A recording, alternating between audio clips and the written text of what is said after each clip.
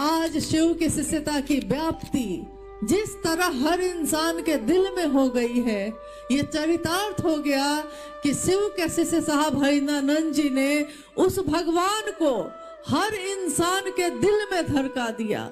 हमारे घर में, हमारी तस्वीरों में, हमारे मन में, हमारी सोच में, हमारी बोली में भगवान शिव है, मेरे गुरु शिव है। ये चमत्कार है जो आज तक कभी नहीं हुआ था, वो इस युग में घटित हो रहा है। जो 12 साल की आयु में उन्होंने अपनी माँ से कहा, वो उन्होंने अपने जीवन में करके दिखाया।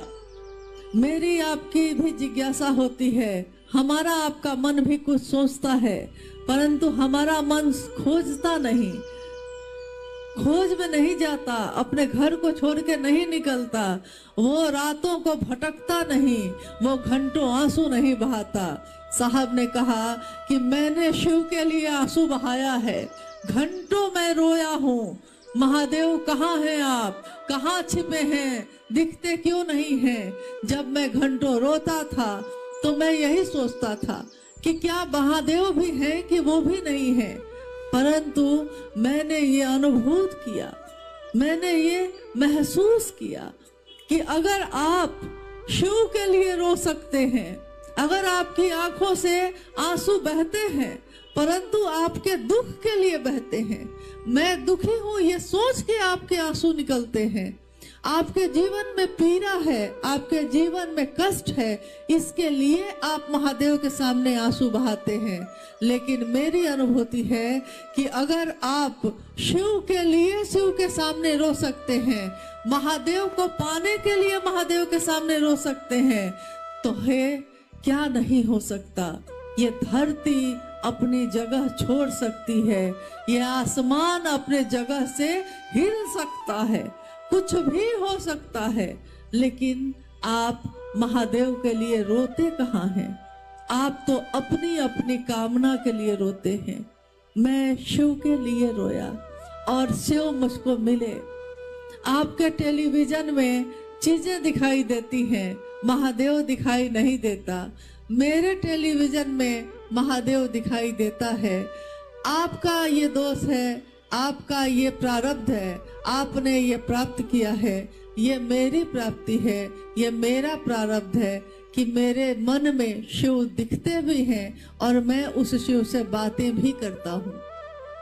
इसीलिए बाद के वर्षों में जब उन्होंने इन सारी उपलब्धियों को छोड़कर सारे जो शमशान साधना या कुंडलनी साधना या मंत्रों के जप से उन्होंने प्राप्त किया था, उस सब को छोड़कर जब शिव को अपना गुरु माना, तो साहब श्री ने कहा कि आज से, अभी से मैं जो भी करता था वो सब छोड़ता हूँ। सन 1974 में आरा के गांगी शमशान में अर्धरात्रि में उस शमशान में गुरु भगवान होते हैं तो भगवान गुरु क्यों नहीं है, ये सोचकर साहब ने शिव को गुरु बनाया था। और उन्होंने उस शिव के सामने शर्त रखी, जबकि साहब ने कहा कि कोई शर्त होती नहीं प्यार में, मगर प्यार शर्तों में तुमने किया। कोई शर्त नहीं होती प्यार में, लेकिन मुझको शिव से प्यार था कहाँ, उस समय तो नहीं था।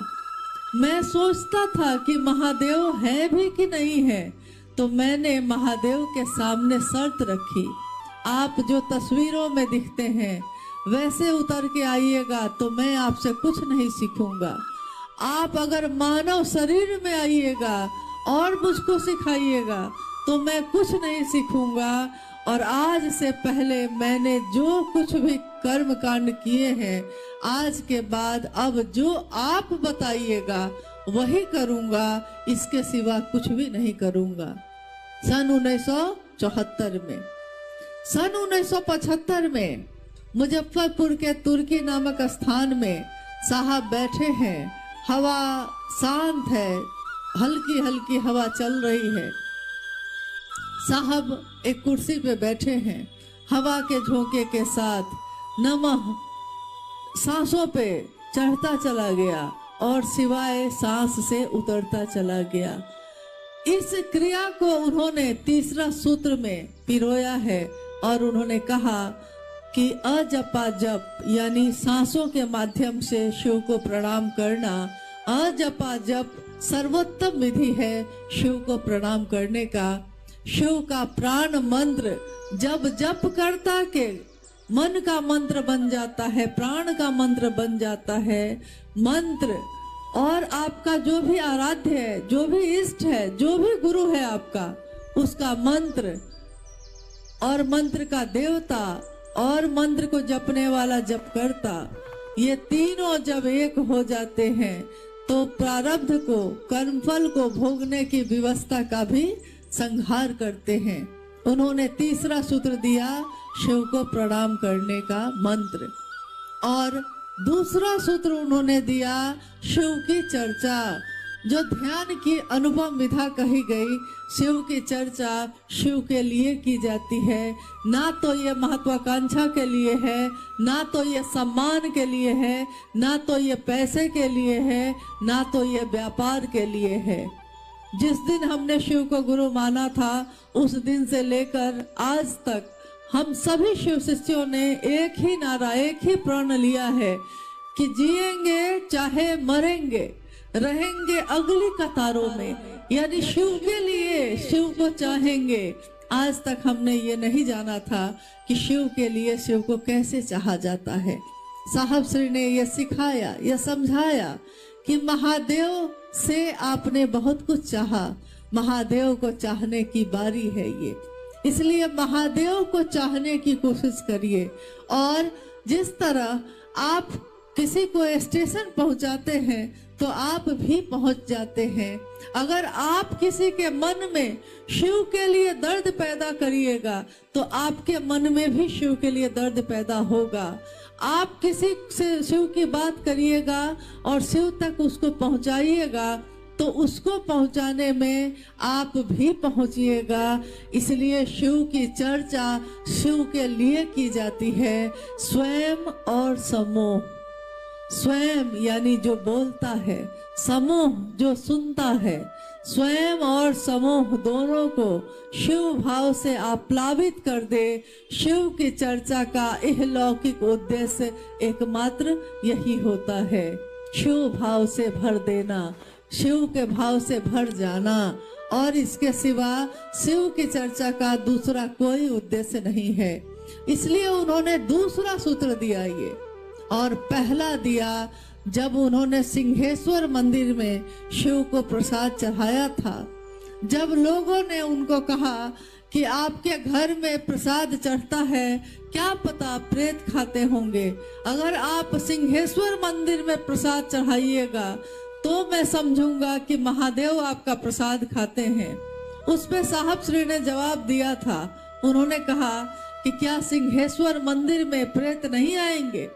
तो लोगों ने कहा कि नहीं, सिंहेश्वर मंदिर जो मधेपुरा में है, सिंहेश्वर मंदिर ऋषि श्रृंगी के द्वारा स्थापित है और उसमें ऊर्जा का चक्र स्थापित है, उसमें कोई भी नकारात्मक ऊर्जा प्रवेश नहीं कर सकती।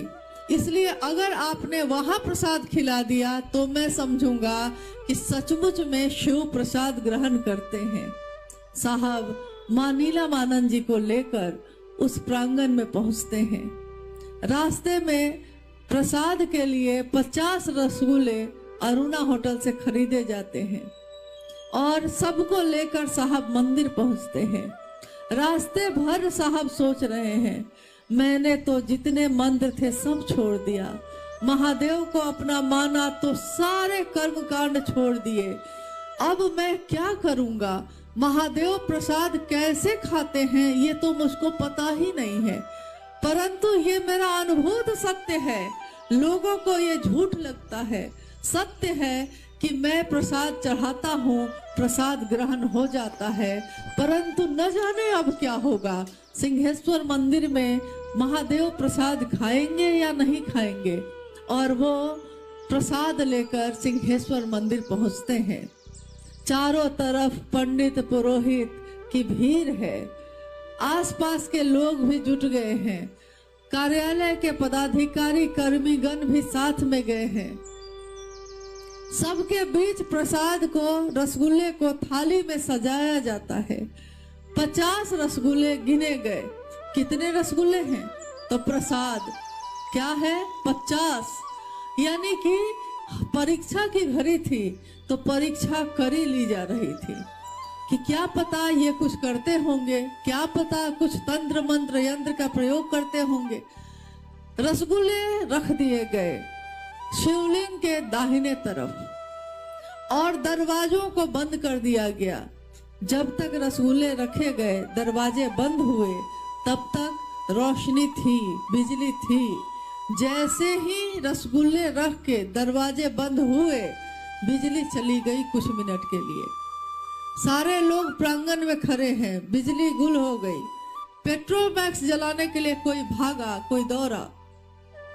जब तक पेट्रोमैक्स आया, बिजली फिर आ गई और दरवाजे की दरार में से लोगों ने देखा कि थाली जो शिवलिंग के दाहिने तरफ थी, अब वो थाली दाहिने तरफ नहीं थी, पूरी की पूरी थाली शिवलिंग के बाईं तरफ थी।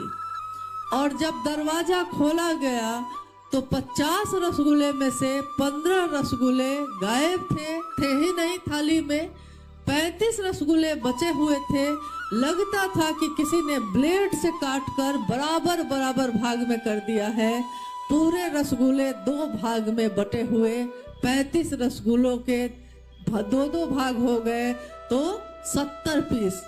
यानी कि ये सबके बीच जब हुआ, उससे पहले साहब ने बाद में मां नीलमानंद जी से कहा कि मैं जब प्रसाद चढ़ाने जा रहा था तो मैंने महादेव से कहा था, इतना ही भर कहा था कि बुढ़ाऊ इज्जत रखिया।